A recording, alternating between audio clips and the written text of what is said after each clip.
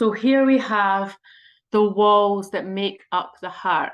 So I'm going to think about this as the outside layer, this side here, and this is the inner layer. Hopefully you can see my cursor moving as I'm moving around the screen here. So this inner layer here, I'll maybe just do an arrow to make sure you can see it. This inner layer here is the part that touches all the blood cells. So imagine all the blood. This is little red blood cells here. So this is the inner layer of the heart. And then over here is the outer layer, But they have specific names and specific functions. So let me just take that away. So the first layer I want to talk about is the outer layer of the heart. So this outer layer here is referred to as the pericardium. So I'll write that up here, pericardium. So peri basically means perimeter and cardium is referring to the heart. So peri literally means around the heart. So it's the outer layer and it's made up of this fibrous tissue to sort of help stop overexpansion of the heart. So when the heart muscle is contracting constantly, it helps prevent overexpansion of the heart. So it's a tough fibrous layer of the heart. So this is this 1, 2, 3, all of this makes up the pericardium, but I'm just going to label the different parts separately. So this is the fibrous layer, the outermost layer is the fibrous layer of the pericardium. Fibrous layer here. So this is sometimes it gets referred to as the pericardial sac because it's like a sac containing the heart. The next layer we have is the parietal layer. Parietal layer of the heart. This one here. And this layer is still part of the pericardium. It's responsible for producing a sort of lubricating fluid. So there is a cavity here. So this layer here is called the pericardial cavity. So you can see that there is a space here. And inside this pericardial cavity is this lubricating serous fluid produced by the parietal layer, which helps reduce friction within the heart as the heart contracts.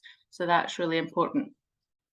The next layer we have is the epicardium. This layer down here, pointing here.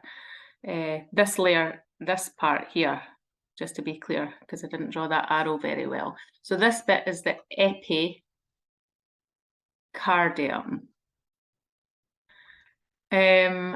And it's attached to this big, thick, muscular layer.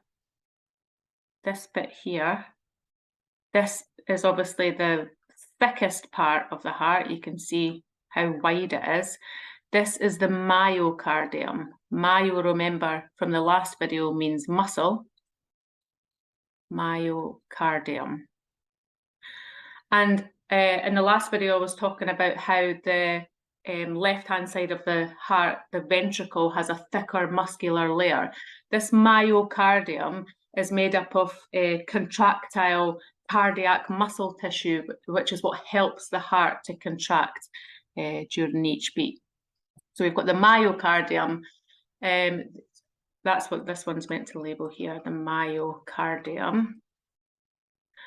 And then the innermost layer, the layer that touches the blood, comes in contact with the blood cells, is called the endocardium.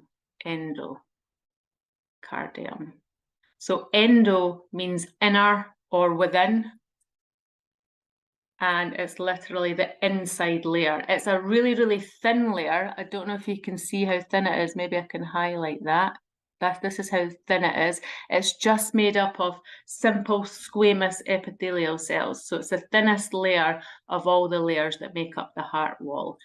So yeah, there's various layers that make up the heart. The pericardium, remember, collectively is the fibrous layer and the parietal layer, which then attaches with connective tissue to the epicardium. There's a cavity in between filled with serous fluid to help sort of lubricate lubricate the heart and stop friction and things during the heartbeats. And the muscle layer is the thickest layer, made up of that contractile muscle tissue, basically to help with heart contractions. The endocardium being the thinnest layer, made up of squamous epithelial. So I hope that was helpful.